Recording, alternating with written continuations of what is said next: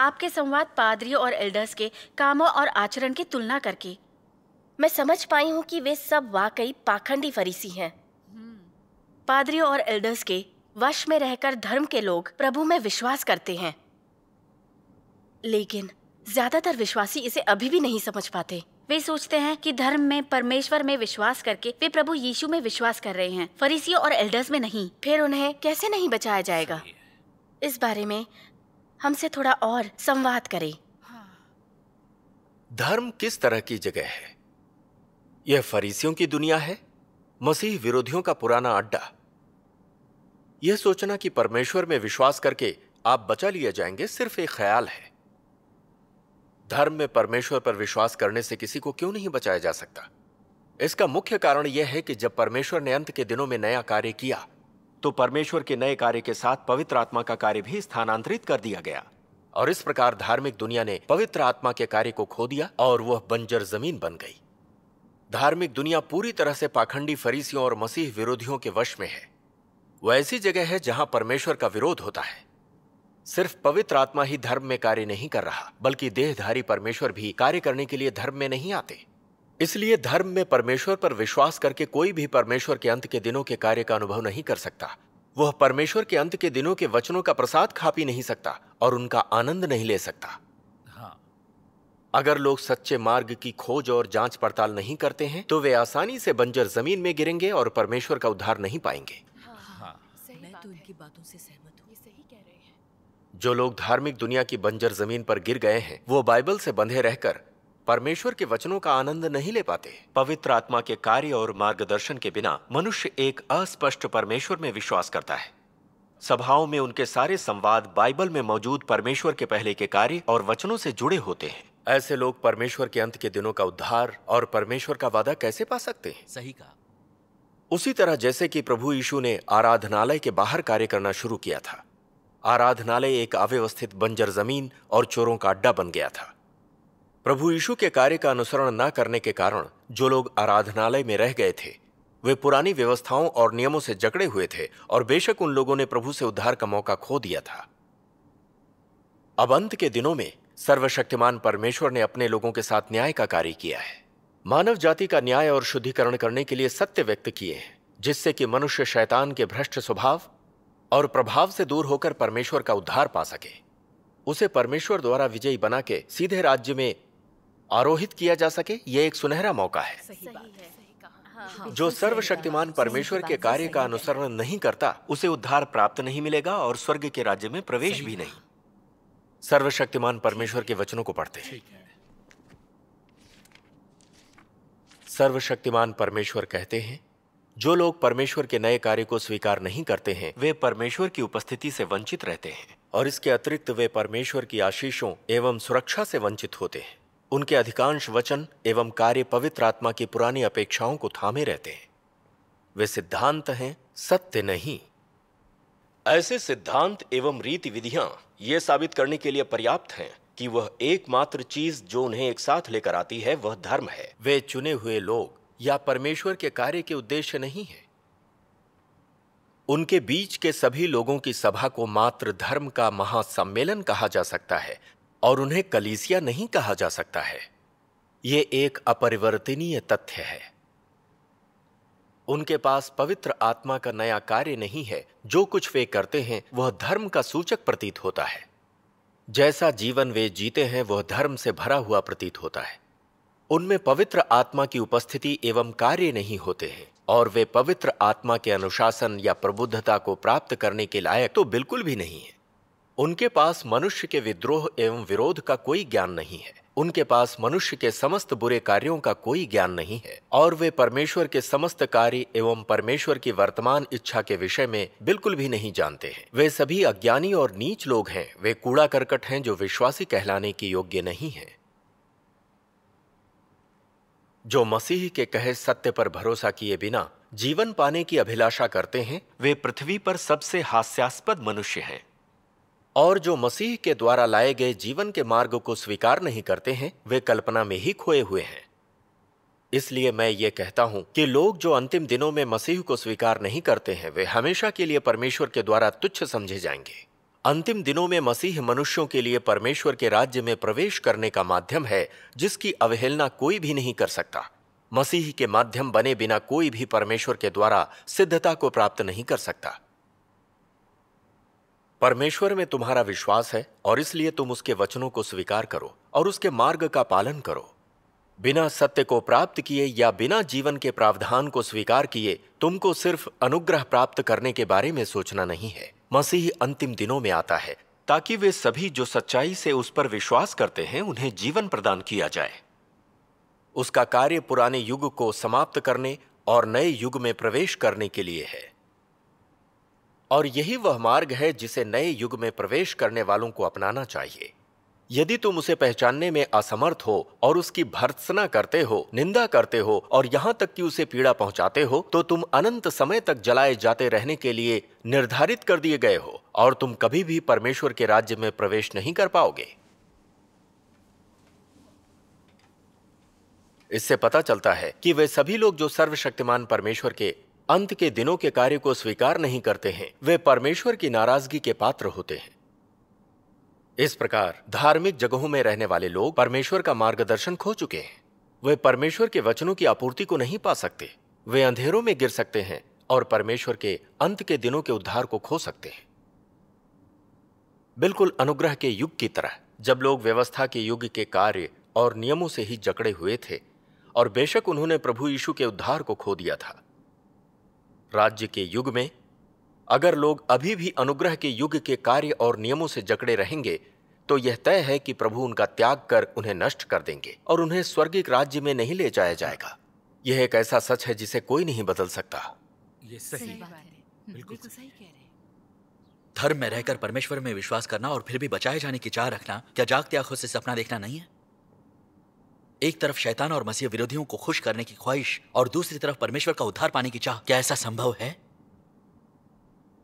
धार्मिक दुनिया पाखंडी फरीसियों के वश में है और उस पर धार्मिक पादरियों और एल्डर्स का नियंत्रण है। असलियत यह है कि वह परमेश्वर विरोधी मसीह विरोधी के काबू में है। यह एक प्रमाणित सच है। पादरी और एल्डर्स कार्य करते और उपदेश देते समय कभी भी प्रभु के वचनों को समझाने या उनकी गवाही देने पर ध्यान नहीं देते, या बाइबल में परमेश्वर के कार्य और उनके स्वभाव की गवाही भी नहीं देते। वे सिर्फ बाइबल में मनुष्य के कथनों को समझाने पर ध्यान देते हैं। बाइबल में मौजूद मनुष्य के कथनों को परमेश्वर के वचन बताकर परमेश्वर के वचनों को असंगत बना देते हैं, और लोग परमेश्वर के वचनों से दूर होकर मनुष्य के कथनों का अनुसरण करने लगते हैं। वे बाइबल के पात्रों, ऐतिहासिक पृष्ठभूमि और ऐसी ही चीजों को समझाते हुए बाइबल के ज्ञान और धर्मशास्त्र के सिद्धांत की व्याख्या करते हैं, इसलिए ताकि खुद को बढ़ा चढ़ाकर दिखा सके और लोगों से अपनी आराधना करवा सके। इस तरह वे लोगों को मनुष्य का अनुसरण करने, उसकी आराधना करने और परमेश्वर का विरोध करने के रास्ते पर ले जाते हैं। खास तौर से जब सर्वशक्तिमान परमेश्वर अंत के दिनों का अपना कार्य करने आते हैं तो वे सर्वशक्तिमान परमेश्वर का घोर विरोध और निंदा करते हैं। लोगों को सच्चे मार्ग की खोज और जांच पड़ताल करने से रोकने की पूरी कोशिश करते हैं। वे लोगों को सर्वशक्तिमान परमेश्वर द्वारा व्यक्त सत्य को स्वीकार करने से रोकते हैं और उन्हें सर्वशक्तिमान परमेश्वर के वचनों की आपूर्ति नहीं पाने देते। वे सिर्फ लोगों को उनकी भ्रांतियों और वैचारिक सिद्धांतों को ही स्वीकार करने देते हैं। इसलिए जब लोग मसीह विरोधियों के नियंत्रण वाली धार्मिक जगहों में परमेश्वर पर विश्वास करते हैं, धार्मिक फरीसियों के उपदेशों को स्वीकार करते हैं, तो उनके विचार और नजरिए और ग्रहण करने की उनकी क्षमता सब कुछ उनसे प्रभावित हो जाते हैं। उनके अंतर्मन स्वाभाविक रूप से और अधिक काले और परमेश्वर से अलग हो जाते हैं। सही कहा। हाँ, बिल्कुल सही। सर्वशक्तिमान परमेश्वर अंत के दिनों में अपना कार्य करने आते हैं तो धार्मिक फरीसी और मसीह विरोधी उनको अपने चंगुल में फंसाकर अपने वश में कर लेते हैं। इसलिए वे परमेश्वर के वास्तविक वचनों को सुन पाने या परमेश्वर के सिंहासन से प्रभावित जीवन जल की आपूर्ति का आनंद नहीं ले पाते हैं। इस प्रकार वे परमेश्वर का अंत के दिनों का उद्धार नहीं पा सकेंगे। भले ही धर्म में रहकर लोग परमेश्वर में विश्वास करते हैं, परंतु वे जिनका अनुसरण करते हैं वे मसीह विरोधी मनुष्य हैं, और जिस मार्ग पे वे चलते हैं वह फरीसियों और मसीह विरोधियों का मार्ग है। जाहिर है कि कुछ समय के बाद वे भी फरीसी बन जाएंगे। फिर वे ऐसे लोग कैसे बन पाएंगे जो परमेश्वर की इच्छा का अनुसरण करें और स्वर्ग के राज्य में प्रवेश कर सके? ये बिल्कुल नामुमकिन है। हाँ। अब सर्वशक्तिमान परमेश्वर के अंत के दिनों के कार्य से धार्मिक दुनिया का सार उजागर हो चुका है। धार्मिक दुनिया स्वर्ग का राज्य नहीं है, यह मसीह विरोधियों का पुराना अड्डा है।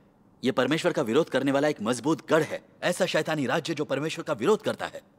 इसलिए लोग धर्म में रहकर परमेश्वर में विश्वास करके उद्धार नहीं पा सकते। भले ही वे सत्य से प्रेम करते हो, लेकिन चूंकि वे सर्वशक्तिमान परमेश्वर के अंत के दिनों के कार्य को स्वीकार नहीं करते, वे अंत के दिनों के मसीह द्वारा व्यक्त वचनों की आपूर्ति और परमेश्वर का उद्धार भी नहीं पा सकेंगे। प्रभु का धन्यवाद, अब सत्य स्पष्ट हो गया है। सर्वशक्तिमान परमेश्वर ने अंत के दिनों का अपना न्याय का कार्य किया है। पवित्र आत्मा का कार्य वाकई हस्तांतरित हो गया है। धार्मिक दुनिया एक बंजर जमीन बन गई है, परंतु अभी भी हम उसी में रहते हैं। क्या हमें प्रभु ने त्याग कर खत्म नहीं किया है? स्वर्गिक राज्य में प्रवेश करने की बात भूल जाइए। सर्वशक्तिमान परमेश्वर के अंत के दिनों के कार्य को अपना लेना चाहिए था। सही कह रहे हैं। इस तरह क्या हम परमेश्वर के सिंहासन से बहने वाले जीवन जल की आपूर्ति नहीं पा सकेंगे? परमेश्वर का धन्यवाद। हम इतने बेवकूफ कैसे हो सकते हैं?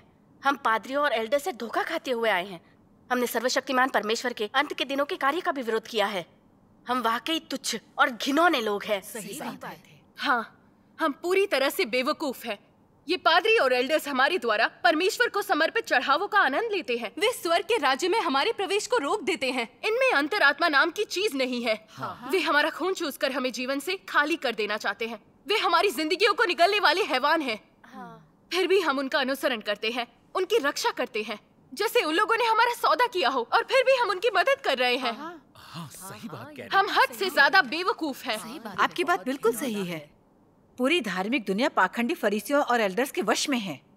प्रभु के वचन बिल्कुल भी सत्ता में नहीं है, और जो सत्ता में है वो सत्य नहीं है। ये तो झूठे अगुआ हैं जो सत्ता में हैं। हम पवित्र आत्मा के कार्य को खोकर अंधेरों में गिर गए हैं, फिर भी वे हमें सच्चे मार्ग की खोज और जांच पड़ताल करने नहीं देते। ये पादरी और एल्डर्स विश्वासघाती और दुर्भावनापूर्ण हैं। अगर वे हमें स्वर्ग के राज्य में नहीं बल्कि नर्क में ले जाना चाहते हैं तो अभी कुछ नहीं किया जा सकता। लगता है वे हमारे मरने तक हमारा पीछा नहीं छोड़ेंगे। वे वाकई श्राप के लायक हैं। बिल्कुल सही। जो कह रहे हैं हम बेवजह उनकी सहमत हैं। मैं तो जानती हूँ। बहन मिंग, बरसों से पादरियों और एल्डर्स ने बाइबल की व्याख्या करके हमारी मदद की है। आप ऐसा कैसे कह सकती हैं? वही बात कहनी चाहिए जो हमारी अंतरात्मा के अनुरूप और तथ्यों पर आधारित हो। आप कहती हैं कि पादरी और एल्डर्स हमारी अगुवाई के लिए बाइबल की व्याख्या करते हैं। क्या उन्होंने कभी भी हमें प्रभु के वचनों पर अमल करने और उनका पालन करने का तरीका सिखाया है? परमेश्वर की इच्छा का पालन करना सिखाया है? बिल्कुल भी नहीं। हम सुनना चाहते हैं पर सुनने को नहीं मिलता। आप कैसे कह सकती हैं कि वे हमारी अगुवाई कर रहे हैं? वे सिर्फ बाइबल में मनुष्य के कथनों को समझाते हैं, पत्रों और सिद्धांतों के जरिए हमें धोखा देते काबू करते हैं। उनकी सारी मशक्कत अपनी आजीविका और ओहदे के लिए है। वे अपना स्वतंत्र राज्य बना रहे हैं। क्या मैंने ये सत्य नहीं कहा? जी हाँ, हाँ बहन वू, इन दोनों भाइयों ने साफ तौर पर समझाया है। आप इतनी उलझन में कैसे हैं? आप अभी भी पादरी और एल्डर्स के बचाव में बोल रही हैं? आप प्रभु यीशु में विश्वास करती हैं या पादरी और एल्डर्स में? सही है। क्या अभी भी आपको न्याय की समझ है? हम जानते हैं प्रभु यीशु फरीसियों से नफरत करते थे और उन्हें श्राप दिया था। क्या आप उन्हीं की तरह परमेश्वर का श्राप पाना चाहती हैं? आप जानती हैं पादरी और एल्डर्स परमेश्वर विरोधी फरीसी हैं। वे परमेश्वर के दुश्मन हैं। हम सबको उनके खिलाफ एक लकीर खींचकर उनका त्याग कर देना चाहिए। बिल्कुल, ये सही कह रही हैं। हाँ, पादरी और एल्डर्स पाखंडी फरीसी हैं, इसलिए हमें उनका त्याग करके सर्वशक्तिमान परमेश्वर का अनुसरण करना चाहिए। इसी से तय होगा क्या हम स्वर्ग के राज्य में प्रवेश कर पाएंगे। बहन वो, परमेश्वर में विश्वास की बात पर हम और उलझन में नहीं रह सकते। फरीसियों से धोखा खाते हुए उनके नियंत्रण में नहीं रह सकते। हम और उनसे धोखा नहीं खा सकते और उनके काबू में नहीं रह सकते। मैं भी इनसे सहमत हूँ। मुझे इनकी बात बिल्कुल सही लग रही है। हमें ये समझना चाहिए। भले ही धार्मिक दुनिया पर पादरियों और एल्डर्स का शासन हो और वो ऐसे पाखंडी हो जो फरीसियों के रास्ते पर चलते हो, उनके पापों का हमसे क्या सरोकार है। हालांकि हम उनका अनुसरण कर उनकी बात सुनते हैं, परंतु हम जिनमें विश्वास करते हैं वो प्रभु यीशु है, पादरी और एल्डर्स नहीं। मुझे लगता है हम फरीसियों के रास्ते पर नहीं चल रहे हैं। ऐसे फरीसी कैसे बन सकते हैं? हाँ, धर्म में बहुत से लोग हैं जो फरीसियों में अंधा विश्वास करते हैं, उनकी आराधना और अनुसरण करते हैं। इसलिए उनका रास्ता फरीसियों का है या नहीं, ये सोचने पर स्पष्ट हो जाती है। आप कैसे कह सकती हैं कि आप फरीसियों की आराधना और बचाव करती हैं मगर उनके पापों से आपका सरोकार नहीं है? आपने कहा कि आप पाखंडी फरीसियों का अनुसरण करती हैं, लेकिन उन जैसी नहीं हैं जो परमेश्वर का विरोध करें। क्या हम ऐसे आसान सवालों को भी नहीं समझ सकते? आप जैसे इंसान का अनुसरण करती हैं वैसे ही रास्ते पर चलती हैं। अगर आप फरीसियों का अनुसरण करती हैं तो आप फरीसियों के रास्ते पर हैं। अगर आप फरीसियों के रास्ते पर चलती हैं तो जाहिर आप फरीसियों जैसी ही हैं। इंसान जिसका अनुसरण करता है, जो रास्ता चुनता है, वो उसके स्वभाव से जुड़ा होता है। जो भी फरीसियों का अनुसरण करता है उसका स्वभाव और सार भी फरीसियों जैसा ही होता है। यह ऐसी सच्चाई है जिससे इनकार नहीं किया जा सकता। बात तो बिल्कुल सही है। हाँ। फरीसियों का सार पाखंड है। वे परमेश्वर में विश्वास करते हैं परंतु सत्य से प्रेम नहीं करते। वे धुंधले परमेश्वर में अपनी धारणाओं और कल्पनाओं में विश्वास करते हैं, मगर देहधारी मसीह में विश्वास नहीं करते। सच तो यह है कि वे सभी अविश्वासी हैं। सही कहा। उनका परमेश्वर में विश्वास और धर्मशास्त्र में शोध करना परमेश्वर में आस्था को शोध के ज्ञान की तरह समझना है। उनकी आजीविका धर्मशास्त्र पर शोध करने से चलती है। उन सब के दिलों में बाइबल ही उनकी आजीविका है।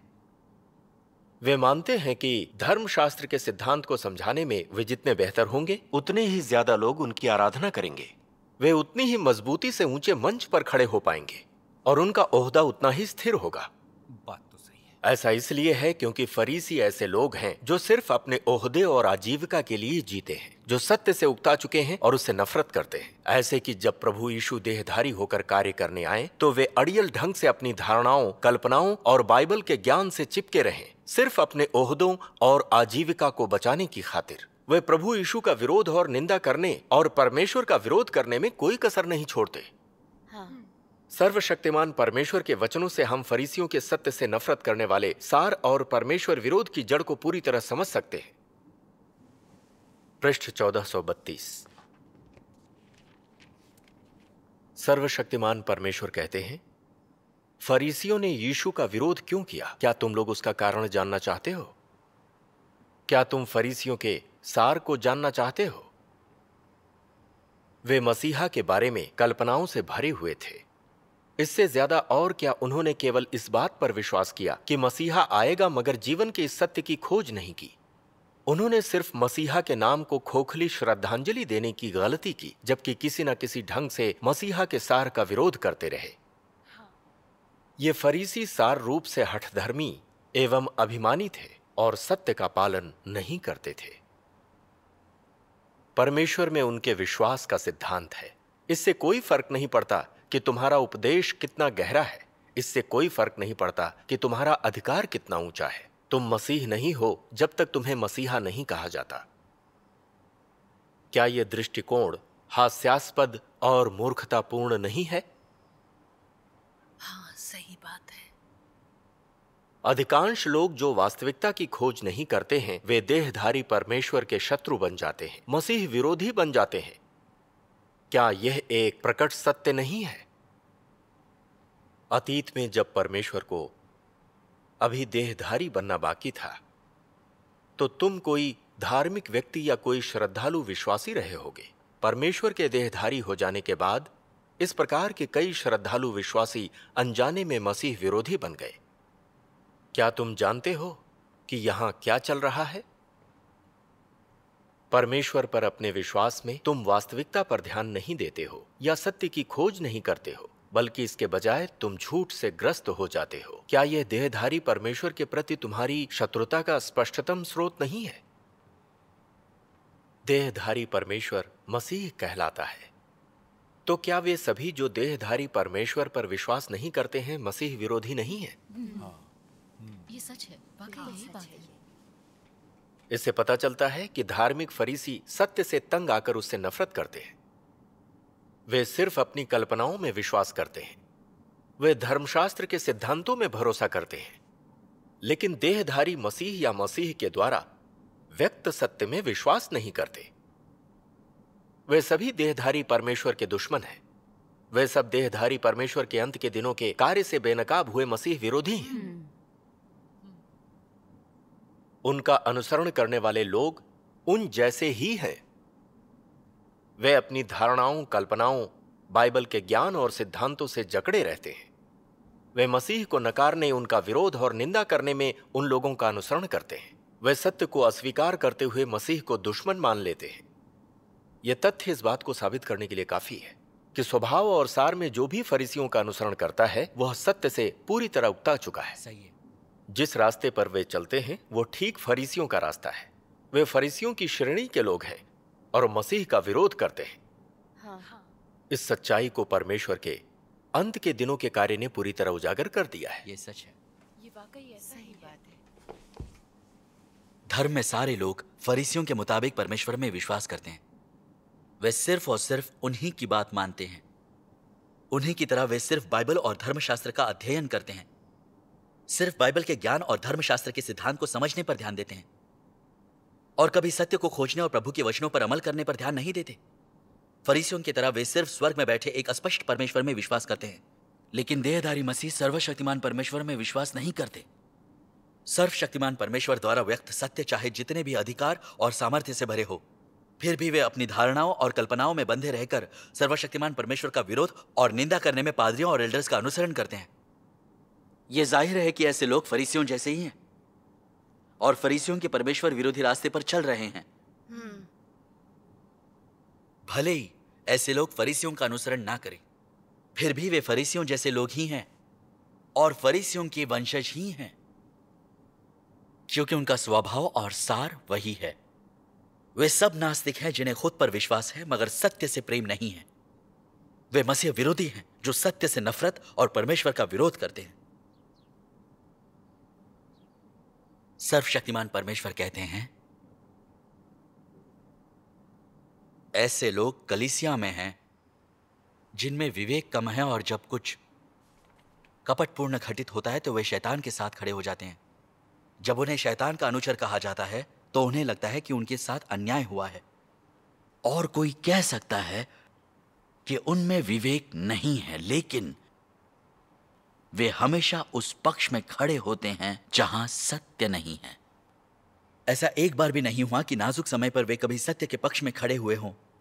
ऐसा एक बार भी नहीं हुआ कि कभी सत्य के पक्ष में खड़े होकर दलील पेश की हो। तो क्या वाकई उनमें विवेक नहीं है? वे हमेशा शैतान के पक्ष में ही क्यों खड़े हो जाते हैं? वे कभी एक भी शब्द ऐसा क्यों नहीं बोलते जो सत्य के पक्ष में सही और उचित हो? ऐसी स्थिति क्या वाकई उनकी क्षणिक दुविधा के कारण पैदा होती है? जिस व्यक्ति में विवेक की जितनी कमी होगी वह सत्य के पक्ष में उतना ही कम खड़ा हो पाएगा। इससे क्या जाहिर होता है? क्या इससे यह जाहिर नहीं होता कि विवेक शून्य व्यक्ति बुराई को गले लगाता है? क्या इससे यह जाहिर नहीं होता कि विवेक शून्य लोग शैतान की निष्ठावान संतान हैं? हाँ, सही कहा। ऐसा क्यों है कि वे हमेशा शैतान के पक्ष में खड़े होकर उसी की भाषा बोलते हैं? उनका हर शब्द, हर कार्य, हर हाव भाव पूरी तरह सिद्ध करता है कि वे कोई सत्य के प्रेमी नहीं हैं, बल्कि वे सत्य से घृणा करने वाले लोग हैं। सही कहा। क्या ये सत्य नहीं है? जब धर्म में लोग पादरियों और एल्डर्स का अनुसरण करते हैं तो वे न सिर्फ उनकी बात सुनते हैं बल्कि उनकी रक्षा की भी कोशिश करते हैं।